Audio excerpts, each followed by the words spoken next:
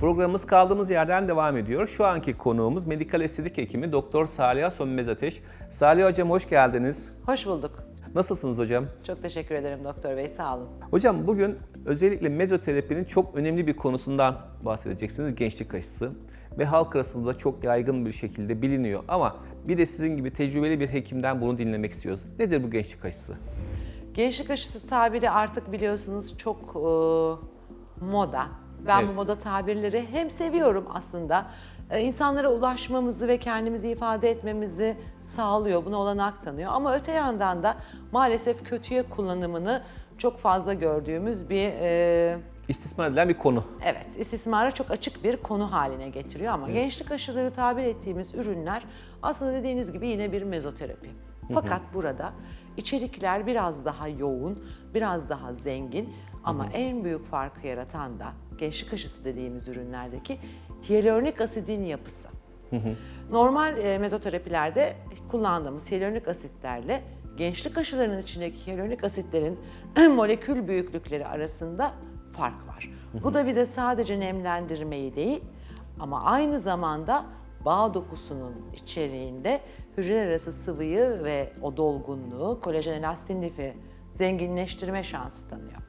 Yani biz bir yandan cildin yüzeyini tedavi ve tamir ederken bir yandan da cilt altı bağ dokusunu tamir edebilme şansı yakaladık. Bu yeni nesil gençlik aşısı dediğimiz ürünlerde. Yani 1 gram et 1000 ayı örter olayıyla volümetrik bir facelift yapıyorsunuz aslında. Evet, biliyorsunuz bu gençlik aşısı ürünlerinin büyük bir kısmıyla da içeriğindeki, tabii burada en büyük fark yaratan içeriğindeki hyaluronik asitin yapısı, buna dayanarak nokta liftingler de yapıyoruz.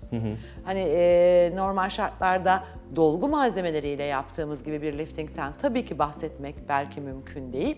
Ama burada da seanslar içerisinde, yani bahsettiğimiz seans sayıları da çoğunlukla 2 ya da 3 ve aylık aralarla çoğunlukla özel seçilmiş noktalar, ki bunlardan yüzümüzde 16 tane var, çeşitli sayılarda seçiyorlar. O bölgedeki özel yapıların altına verdiğimizde yüz dolgusuz bir şekilde lifting oluyor ve dolgusuz bir dolgu efekti kazanıyor. Bu nerede işimize yarıyor? Hastanın aslında yağ petleri dolu dolu, yüzü dolu dolu ama bir lifting ihtiyacı var. Dolgu yapsak birden çok abartılı bir yüz haline gelecek. O istemediğimiz overdose'a kaçacağız.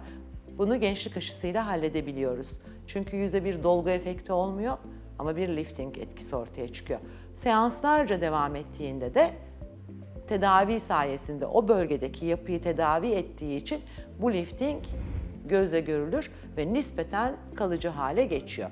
Tabii ki biz tamamen kalıcı hiçbir uygulama yapmıyoruz. Yani medikal estetikte ben sana kalıcı bir şey yapıyorum deniyorsa ya doğru söylenmiyordur ya da kalıcı materyallerle çok ciddi komplikasyonlara açık uygulamaların arkası geliyordur. Orada çok dikkat etmesi gerekiyor. Hastalarımızın kalıcılığa çok önem veriyorlar ama ben hep söylüyorum, bizim kalıcı olmadığımız bu yeryüzünde biz ne kadar kalıcı işlemler yaratabiliriz açıkçası. Ama gençlik aşıları gerçekten iki farklı kullanım şekliyle şu anda hem çok popüler hem de çok faydalı uygulamalar.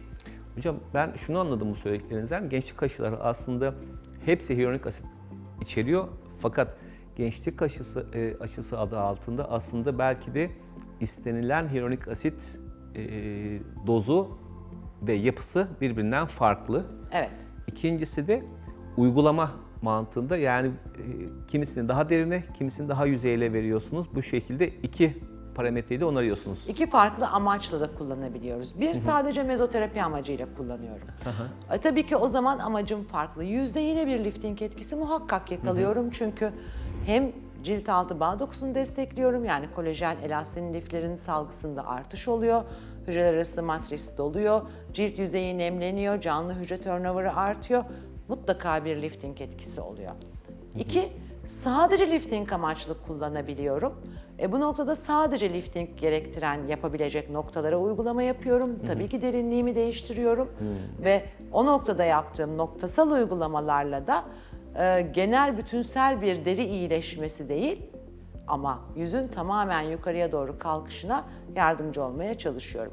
Tabii ki bunu sadece yüz bölgesinde kullanmıyoruz. Boyunda, ellerde, dekolte bölgesinde Şu bölgede de özellikle. evet kullanıyoruz. Özellikle bazı gençlik aşısı türlerinin göz çevresi, ağız çevresi yenileme üzerinde çok ciddi güvenli etkileri var. Yani güvenli sahadan hiç ayrılmadan, hastada bir komplikasyon riski çoğunlukla oluşturmadan, yan etki riski oluşturmadan dokuyu iyileştirerek göz altında veya ağız çevresinde o smoker line'larda ya da bazen dolguyla vesaireyle halledilemeyecek ince kırışıklıklarda ya da bazen hastanızın cilt yapısının dolguya uygun olmadığı göz altlarında çok büyük yardımcılarımız. Hocam yıllardır gençlik kayısı uygulaması yapıyorsunuz. Bu hastalarınızın fotoğraflarını da çekiyorsunuz. Diyelim ki 10 yıl önce yaptığınız bir hastanın resmi var. Bir de 2022'de yaptığınız aynı hastanın. Bu görüntülere baktığınız zaman ne görüyorsunuz, ne hissediyorsunuz? Aslında tabii çok keyifli o. Anti-aging'den bahsediyorum yani. Çok keyifli o doktor bey. Yani Fatih hocam o kadar zevkli bir şey ki. Aradan yıllar geçiyor ve fotoğraflarımıza bakıp çok güzelleşmişiz diyebiliyoruz. Niye? Çünkü mezoterapisini düzgün yaptıran. Bakın bütün uygulamalar bir yana, mezoterapi ya da gençlik aşısı bir diğer yana. Neden? Çünkü biz burada cildin direkt sağlığını korumaya çabalıyoruz ve cilt yüzeyinin iyilik halini koruyoruz. Evet tabii ki botoks yapacağız, evet tabii ki dolgu yapacağız, ihtiyacımız olacak. Farklı yapılarımız bozuluyor çünkü insan 3 boyutlu bir varlık. Her türlü yapısı zaman içinde ufak tefek bozulmalara uğruyor. Onları diğer yöntemlerle toplayacağız. Hatta belki cerrahi uygulamalara gideceğiz zamanı geldikçe. Ama bunun ötesinde cildin sağlığını ve kalitesini korumak o kadar farklı bir görüntü sergiliyor ki nazolabial oluklar mesela ya hiç oluşmuyor ya da çok çabuk ve kolay iyileşebilecek az bir oluk oluyor. Ağız çevresi kırışmıyor kolay kolay. Yine keza göz çevresinde ya da alında ya da gözeneklerdeki o daralma, Evet. yüzün lift olmuş hali, hani sizin yaşınız büyüyor ama cildiniz hep görece genç kalıyor. Hocam hastalarınızın çok sadakatli size geldiğini biliyorum. Mesela 20 yıldan beri yaptığınız, takip ettiğiniz, mesela botoks hastalarınız olsun, mezoterapi ya da gençlik kayısı uygulaması yaptığınız hastalarınız olsun. Bunları ne kadar aralıklarla görüyorsunuz, takip ediyorsunuz? Botoks hastalarımız tabii senede 2 ya da 3'tür en fazla uzun süredir yaptıran hastalarım ki var. Artık çocuklarına işlem yaptığım hastalarım var. Yani bir hekim için sanırım En güzel. gurur verici, çok tatmin alacağı kısım burası. Demek ki hastalarımız bu 20 yılda bir şeylerin doğru gittiğini fark etmiş, kendini güvende hissetmiş ki getirip evladını da bizim koltuğumuza oturtmuş. Yani kendi adıma en çok gurur duyduğum kısım bu. Ama ne kadar da bir görüyoruz? Senede 2 botoks yapsak veya maksimum 3. Mezoterapilerini yaparız. O da senede bir kürdür. Ayda bir gelirler. 3 kere, 2 kere seçtiğimiz materyale bağlı. Yani aslında düzenli görüşmeyi severiz. Evet. Hem birbirimizi özlüyoruz açıkçası hem de cilt süreklilik istiyor. Yani cilt iyileşmeleri, bir kere yaptınız iyileşti, bırakalım 2 yıl sonra, 3 yıl sonra bir daha bakarız. Maalesef böyle bir olgu değil. Cilt sürekli turnover'a uğrayan, sürekli farklılık arz eden, her gün dışarıdan farklı travmalara ya da içsel farklı travmalara maruz kalan bir vücut parçası. O yüzden bakımları, ama tabii bu demek değil ki her ay gelen hastamız, hayır, bir kısmı 3 ayda bir geliyor. Peki hocam bir de şu soruyu soracağım. Kombine uygulamalar da çok sık yapıyorsunuz. Yani hem mezoterapi hem PRP hem mezobotoks yaptığınız hasta grupları var.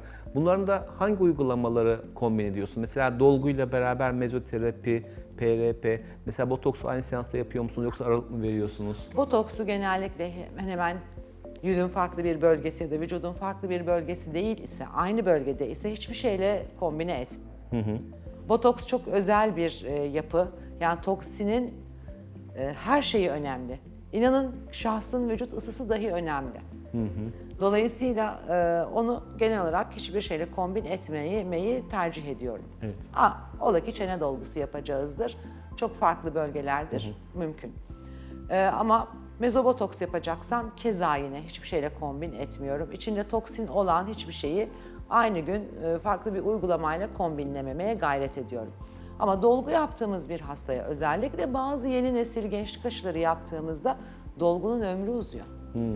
Özellikle kombin etmeyi seviyorum. Veya cihazla yüz liftingi yaptık ya da skar iyileştirme yaptık. Onu destekleyebilecek olan gençlik aşıları var. Onlarla kombinlemeyi çok seviyorum ve kombinliyorum da. Aynı seans içinde de yaptıklarımız var. Ama akabinde devam aşamasında protokolün sonuna ekleyeceğimiz uygulamalar da var. Hocam çok teşekkür ederim. Gerçekten hasta sadakatinin ne kadar önemli olduğunu bir kez daha altını çizmiş olduk. Çok teşekkür ederim. Bugünkü program konuğumuz medikal estetik hekimi Doktor Saliha Sönmez Ateş idi. Kendisine tekrar teşekkür ediyoruz. Programımız kaldığımız yerden devam ediyor.